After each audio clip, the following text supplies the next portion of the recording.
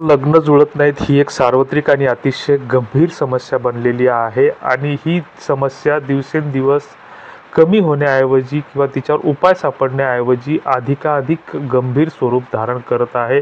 आज कुठल्याही गावखेड्यात जा, तुम्हाला 5-50 मुलं ही बिगर लग्नाची रस्त्यानं फिरताना दिसतील.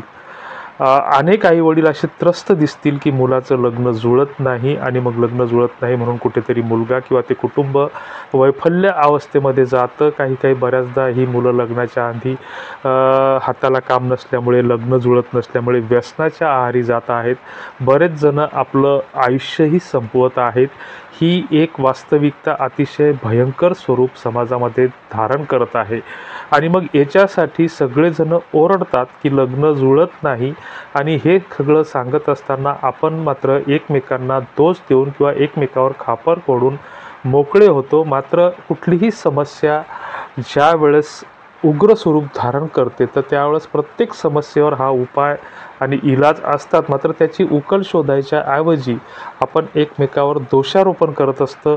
मग कोणी म्हणतं सरकारनं 11 लाख रुपये दिले पाहिजे किंवा कोणी कलेक्टर ऑफिसला मोर्चा काढतं. मात्र ही लग्न जुळवणं ही सगळ्यांची सामूहिक जबाबदारी आहे.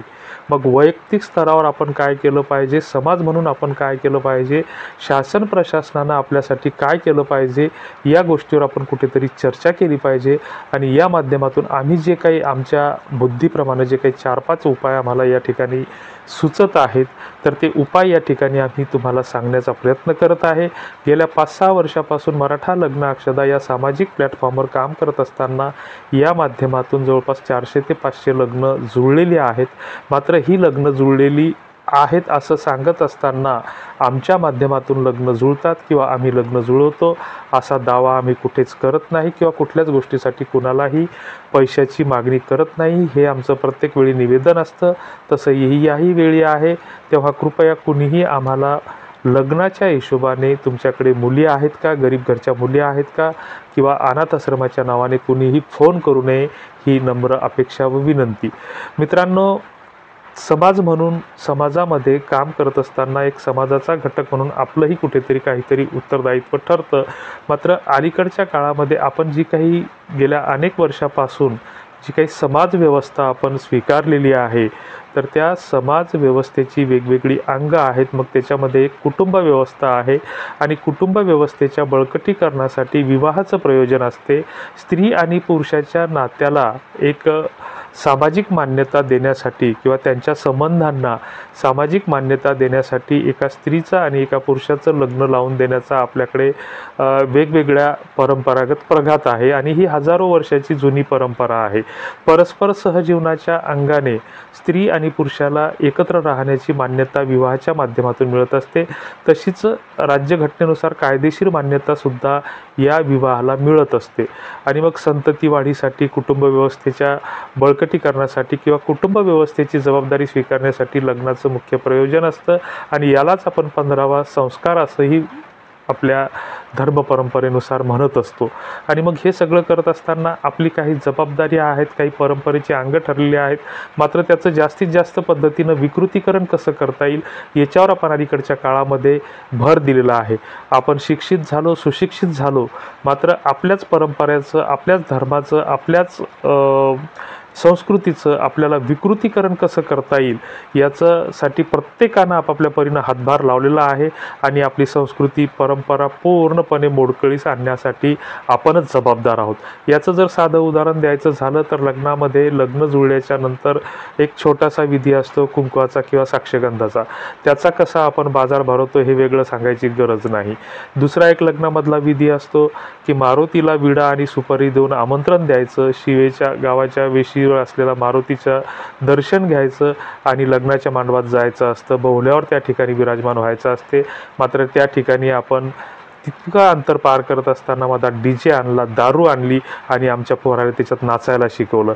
आणि आता पुन्हा आपण वरतून ओरडत फिरतो की आमची मुलं दारू पित आहेत. बऱ्याच जणांना या डीजेमुळं कानाचे त्रास होत आहेत.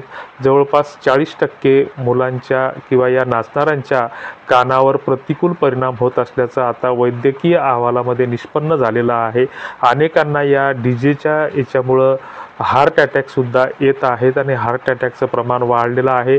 त्याला डीजे कारण असल्याचं वैद्यकीय तपासामध्ये निष्पन्न झालेलं आहे जवळपास. तरीही आम्ही या डीजेवर बंदी घालायला तयार नाही.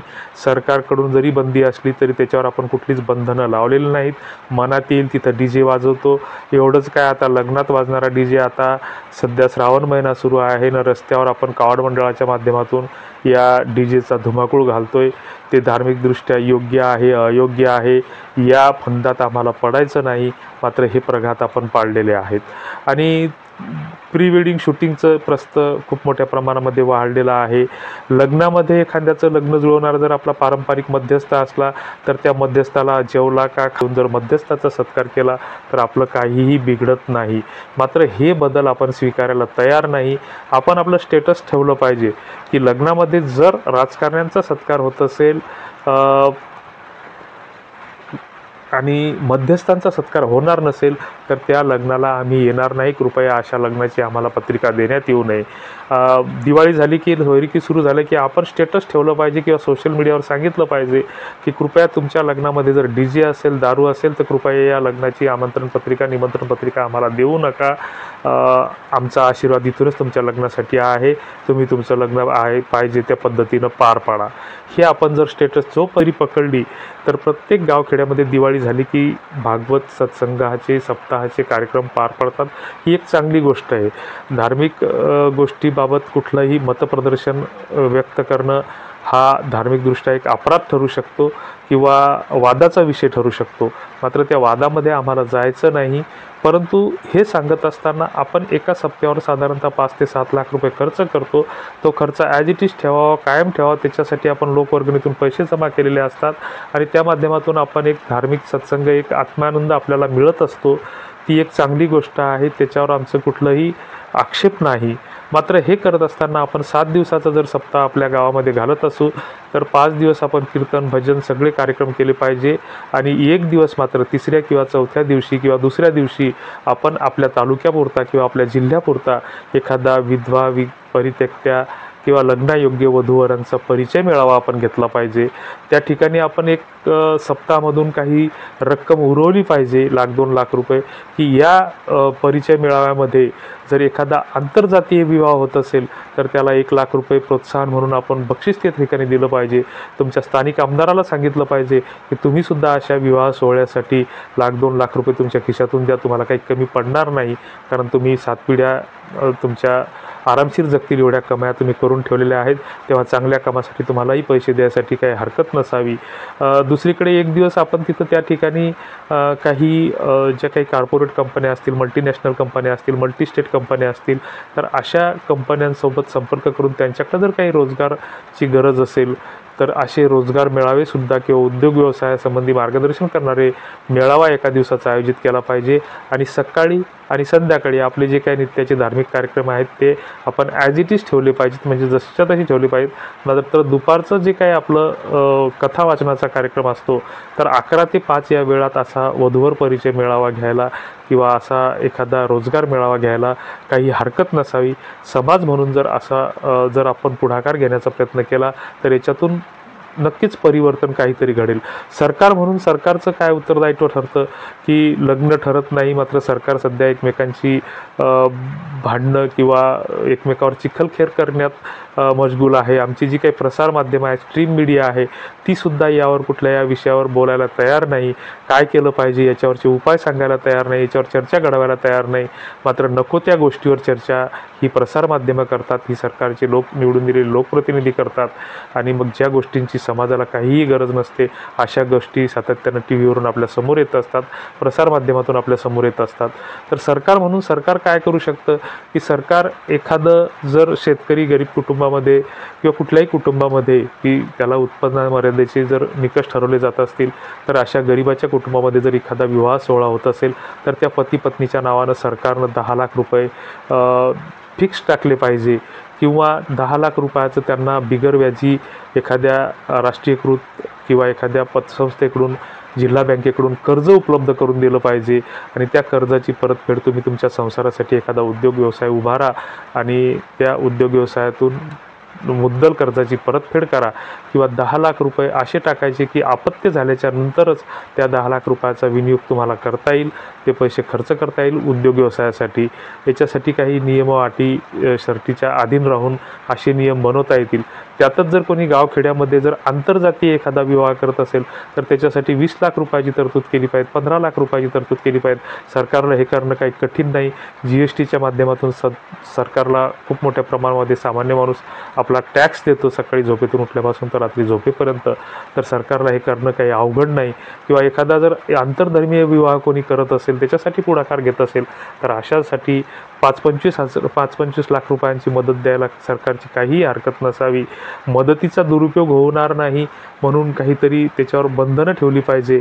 मात्र सरकारच्या मनामध्ये ही इच्छाशक्ती जागृत व्हायला पाहिजे.